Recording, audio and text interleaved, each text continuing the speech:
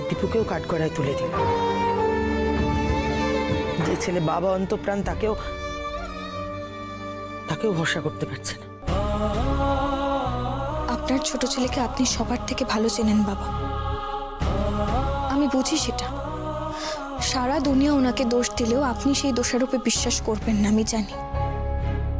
তাও আপনি খাবারটা মুখে তুললেন না, ঠেলে সরিয়ে দিলেন। এই কাজ কি আপনার মতো একজন মানুষকে মানায়? আপনাদের রাত পেটা খেতে দেখে আপনাদের ছোট ছেলের ঘুম উড়ে গেছে। সারা রাত এপাশ ওপাশ করেছেন, সকাল হতেই ছুটে গেছেন কিছু রোজগার করবেন বলে। গাড়ি বাড়ির জন্য নয়, সবাইকে পেট ভরা খাবারটুকু অর্জন করে এনে দেবে বলে। আপনার তো গর্ব হওয়া উচিত বাবা। 2 নম্বরই পথে যে উনি হাঁটবেন না সেটা তো আপনি জানেন, বোঝেন। যাতে আপনাদের কষ্ট কমে তাই নিজে কষ্ট করে এই খাবারটুকু অর্জন করেছেন উনি। আপনি না খেলে আর কার কি হবে জানি না, কিন্তু ছোটদাদা বাবু খুব কষ্ট পেলেন। উনি খুব আশা করে এনেছিলেন বাবা, পারলে একটু মুখে দিন।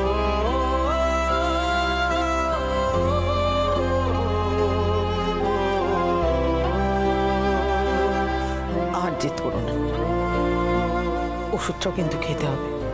নিন বাবা।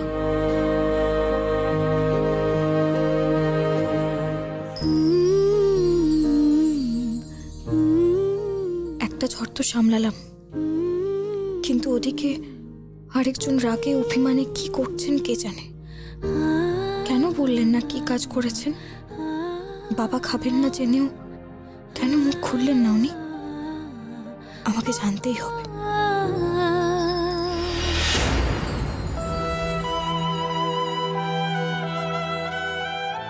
আমাকে কোনো প্রশ্ন করো না, আমি কিছু জানাবো না, জানাতে পারবো না। বাকিদের মতো আমাকেও ভাবতে শুরু করলো বোধহয়। কি ভাবলো? হ্যাঁ, কি ভাবলো? আমি চুরি ডাকাতি করে খাবার এনেছি? ভাবুক তাহলে ভাবুক, আমার টাকায় খেতে হবে না। না খেয়ে থালাটা রেখে দিল। না খেয়ে থাকুক, ঠিক আছে, আমিও খাবো না। বাবা আমাকে এতটুকুনিও ভরসা করে, উনি কি করে ভাবলেন যে আমি ওনার ছেলে হয়ে কোনো অন্যায় কাজ করতে পারি?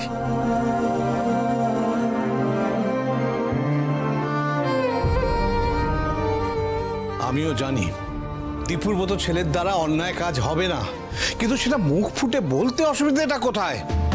বাবা হয়ে কি আমি জানতে পারি না যে কোথা থেকে রোজগার করলো? এত গোপনীয়তা কিসের? বাবা হয়ে তুমি অবশ্যই জানতে পারো, তোমার অধিকার আছে। কিন্তু এটা যখন জানো যে দীপু কোনোভাবেই অন্যায় কাজ করতে পারে না, তাহলে ওই সময় ওইরকম জিজ্ঞেস করার কি দরকার ছিল মাস্টারমশাই? তুমি একটা কথা বুঝতে পারছো না মিনু, আমরা যে পরিস্থিতির মধ্যে চলছি তাতে দীপুর মতো সৎ ছেলেও ভুল পথে পা বাড়াতে পারে। আর তাছাড়া ওর পড়াশোনা তো বেশি দূর নয়, একার পক্ষে এরকম এত তাড়াতাড়ি কাজ জোগাড় করা সম্ভব নয়। মানছি মানছি, কিন্তু মাস্টারমশাই তুমি এটা কেন ভাবছো যে ও খুব সহজে খুব ভালো একটা কোনো কাজ পেয়ে গেছে? এরকমও তো হতে পারে যে ও যে কাজটা করে সেই কাজটা খুব কষ্টের কাজ, আর আমরা ওর কষ্ট শুনে যাতে কষ্ট না পাই সেই জন্য আমাদের কিছু বলতে চাইছে না সন্তান হিসেবে। কষ্টটা আপনি পাচ্ছেন শুধু শুধু। বাবা কিন্তু খেয়েছেন, আপনি বেরিয়ে যাওয়ার পর বাবা খেয়েছেন। হ্যাঁ, আমি কে? আমার কথা কেন শুনবে? তুমি বোঝানোর পর খেয়েছে হয়তো। আমার সামনে তো থালাটা সরিয়ে দিল, মানে আমার উপরে কোনোদিনও কোনো ভরসা ছিল না, নেই, আর থাকবেও না। মোটেও না, বাবা আপনাকে ভরসা করেন। আপনি মুখ ফুটে বলতে চাননি কি করে টাকাটা এনেছেন, তাই বাবা রাগ করেছেন। আপনি যে কোনো অন্যায় কাজ করতে পারেন না সেটা আমি পর্যন্ত জানি। তাহলে ওনারা তো আপনার বাবা মা, ওনারা জানবেন না এটা কখনো সম্ভব?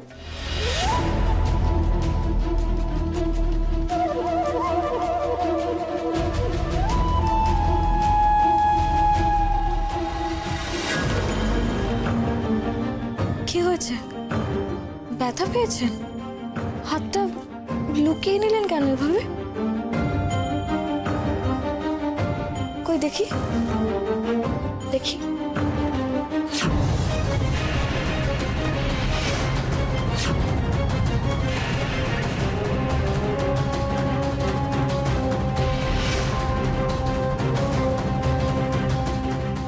কি এটা কি করে হলো? হাতের তালুতে তো কড়া পড়ে লাল হয়ে গেছে। ছোটদা বাবু, আপনি আমাকে অন্তত বলুন, কি কাজ পেয়েছেন আপনি? বলুন আমাকে। কনস্ট্রাকশন সাইটে মাল বোয়ার কাজ, বাড়ি সিমেন্টের বস্তা বয়ে টাকা পেয়েছি। কোনো অন্যায় কাজ করিনি, বিশ্বাস করো। মাস্টার মশাইয়ের ছেলে হয়ে আমি কি করে বাবাকে বলতাম? মুটেগিরি করেছি। কেন বলতে পারলেন না? বাবা আজ পর্যন্ত কোনোদিন কোনো কাজকে ছোট মনে করেননি। আমার বিশ্বাস উনি গর্বই করতেন। আপনি পরিশ্রম করে টাকাটা উপার্জন করেছেন জানতে পারলে। হয়তো তাই নিলাম, কিন্তু তার সঙ্গে সঙ্গে খুব কষ্ট পেতে। আমার হাতের তালু থেকে তোমার চোখে জল চলে এলো। তাহলে বুঝতে পারছো এ কথা বাবা মা জানলে বাবা মার কি হতো? হ্যাঁ, সেটা ঠিক। এতক্ষণ তো আমিও বুঝতে পারছিলাম না, তাই আমিও। যাই হোক, আপনি ঠিকই করেছেন না জানি। কিন্তু তুমি না, আমিও জানাবো না। আচ্ছা, আপনি বসুন বিছানায়, আমি আসছি। কি যা বলছি শুনুন, একদম কথা পারবেন না। বসুন চুপ করে, আসছি আমি।